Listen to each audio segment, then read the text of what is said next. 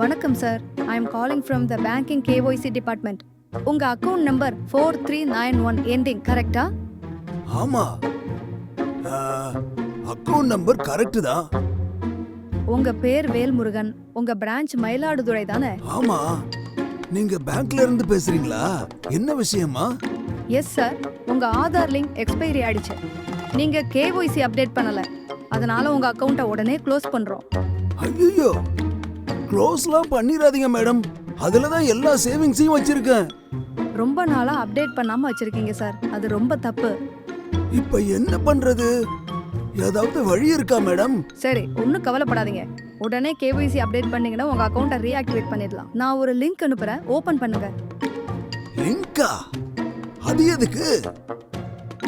லிங்கை கிளிக் பண்ணி உங்க ஆதார், பேன், பேங்க் டீடைல்ஸ் எல்லாம் அப்டேட் பண்ணுங்க. நான் உங்க அக்கவுண்ட்டை ஆக்டிவேட் பண்ணிடுறேன். அப்படியா மேடம்? நான் அவ்வளவா படிக்கல, வெட்டி கடை தான் வச்சிருக்கேன். உங்கள மாதிரி பெரிய படிப்பெல்லாம் படிச்சதில்ல. ஐயோ, ஃபீல் பண்ணாதீங்க சார். நாங்க தான் இருக்கோமே. அதனால தான் மேடம் ஃபீலே பண்றேன். நானே உழைச்சு சாப்பிடும்போது நீங்க ஏன் மேடம் இப்படி சீட்டிங் ஸ்கேமிங் எல்லாம் பண்றீங்க? அது வரும், ஆனா வராது.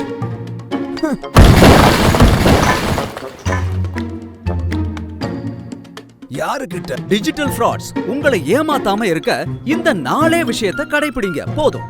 தெரியாத வெளிநாட்டு கால், வீடியோ கால்ஸை எடுக்காதீங்க. பின், பாஸ்வேர்ட், ஓடிபி, சிவிவி போன்ற விஷயங்களை யாருக்கிட்டையும் சொல்லாதீங்க. இமெயில், எஸ்எம்எஸ், சோஷியல் மீடியால வர சந்தேகத்துக்குரிய லிங்கை ஓபன் பண்ணாதீங்க. சந்தேகத்துக்குரிய QR கோடை ஸ்கேன் பண்ணாதீங்க. உங்க பர்சனல் டீடைல்ஸையோ பேங்க் டீடைல்ஸையோ யாருக்கிட்டையும் ஷேர் பண்ணாதீங்க. கேவிபி சொன்னா கேளுங்க. டிஜிட்டல் ஃப்ராட்ல சிக்காதீங்க.